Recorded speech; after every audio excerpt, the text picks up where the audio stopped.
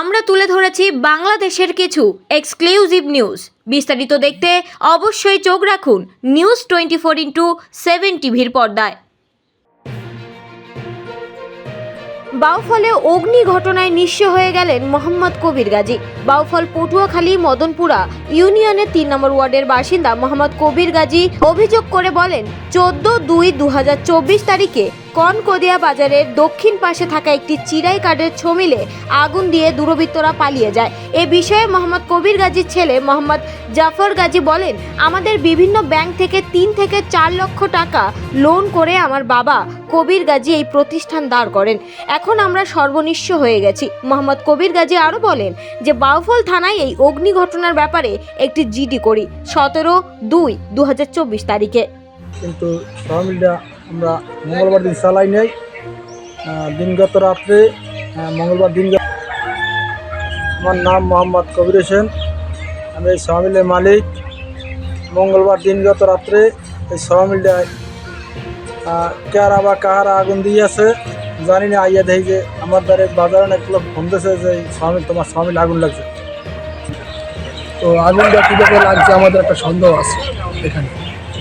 এর জন্য আমরা প্রশাসনিকভাবে তাদের চাই এরা দেখুক, তারা যে এরা কী সমস্যা, এরা কারেন্টের শর্ট সার্কিট কিনা না অন্য কোনো সমস্যা, এটা তারা দেখুক স্পটে। বাংলাদেশে প্রতি বছর 9 ডিসেম্বর রাষ্ট্রীয়ভাবে পালিত হয় বেগম রোকেয়া দিবস। তিনি নারী জাগরণের অগ্রদূত, অথচ তার সমাধিস্থল কোথায় আছে জানে না অধিকাংশ লোক দর্শনার্থীরা।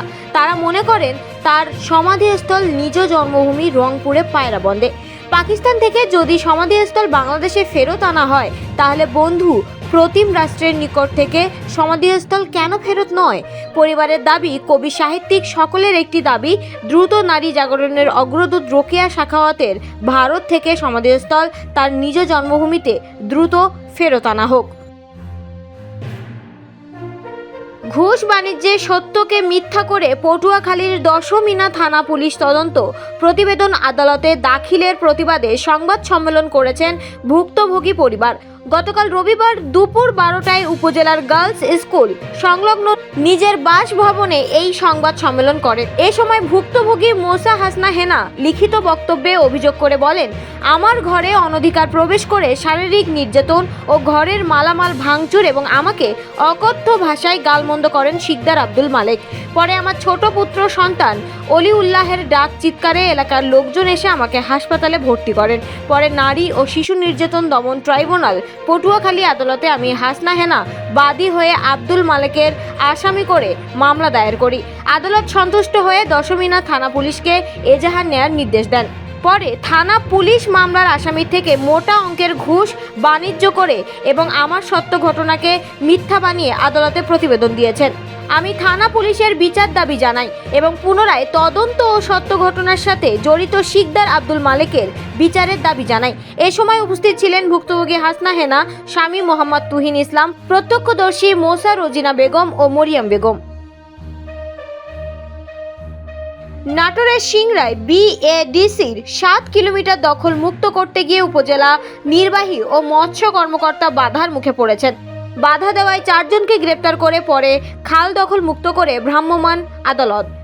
ঘটনাটি ঘটেছে শনিবার দুপুরে সিংড়া উপজেলার ডাহিয়া ইউনিয়নে। উপজেলা নির্বাহী কর্মকর্তা ও উপজেলা মৎস্য কর্মকর্তা শাহাদত হোসেন দখলকৃত খালের স্থানে গেলে দখলদাররা লাঠি নিয়ে বাধা দেয়। পরে ভ্রাম্যমাণ আদালত 4 জনকে গ্রেপ্তার করে দখল হওয়া 7 কিলোমিটার খাল দখল মুক্ত করা হয়। উপজেলা নির্বাহী কর্মকর্তা মাহমুদা খাতুন বলেন, মসজিদের নামে খালগুলো অবৈধভাবে লিজ দেওয়া হচ্ছে, তাদের বিরুদ্ধে ব্যবস্থা নেওয়া হবে। উপজেলা নির্বাহী কর্মকর্তা মাহমুদা খাতুন বলেন, মসজিদের নামে খালগুলো অবৈধভাবে লিজ দেওয়া হচ্ছে, তাদের বিরুদ্ধে ব্যবস্থা নেওয়া হবে। আর উপজেলার মৎস্য কর্মকর্তা শাহাদত হোসেন বলেন, খাল উদ্ধার করতে গিয়ে প্রতিবন্ধকতার শিকার হচ্ছেন তারা। সরকারি কাজে বাধা ও খাল দখলের অভিযোগে সিংড়া থানায় মামলার প্রস্তুতি নেওয়া চলছে। মাগুরা মোহাম্মদপুর নোহাটা ইউনিয়নের মশাখালী পূর্বপাড়া গ্রামে হুমায়ুন কবির স্টোর নামের একটি দোকানে অগ্নিকাণ্ডে 5 লক্ষাধিক টাকার ঊর্ধ্বে ক্ষয়ক্ষতি সাধিত হয়েছে। এ বিষয়ে ক্ষতিগ্রস্ত পঙ্গু হুমায়ুন কবির জানান, গত শুক্রবার সন্ধ্যায় দোকানের পেট্রোল থেকে এই অগ্নিকাণ্ডের সূত্রপাত ঘটে। এ সময় দোকানের কর্মচারী সোহেল বিশ্বাস, বয়স 13, তার মুখ ও শরীরের বিভিন্ন অংশ অগ্নিদগ্ধ হয়। তাকে উদ্ধার করে মাগুরা মেডিকেল কলেজ হাসপাতালে ভর্তি করা হয়েছে। 20 মিনিটের অগ্নিকাণ্ডে ব্যবসা প্রতিষ্ঠানের সব মালামাল পুড়ে ছাই হয়ে যায়। শনিবার দুপুরে ক্ষতিগ্রস্ত দোকান পরিদর্শন করেন নোহাটা ইউনিয়ন পরিষদের চেয়ারম্যান তৈয়বুর রহমান তুরাব এবং তিনি নিজের উদ্যোগে আর্থিক অনুদান দেন। এ সময় উপস্থিত ছিলেন স্থানীয় ইউপি সদস্য তৌহিদ মোল্লা, বীর মুক্তিযোদ্ধা শেখ ইসহাক সহ গণ্যমান্য ব্যক্তিবর্গ। অগ্নিকাণ্ডে ক্ষয়ক্ষতির মধ্যে রয়েছে নগদ অর্থ 20,000 টাকা, একটি ফ্রিজ, ডিজেল, পেট্রোল, দোকানের মূল্যবান মালামাল, একটি দোকান ঘর, সব মিলিয়ে 5 লক্ষ টাকার ঊর্ধ্বে ক্ষয়ক্ষতি সাধিত হয়েছে বলে ক্ষতিগ্রস্ত দোকান মালিক হুমায়ুন কবির নিশ্চিত করেন।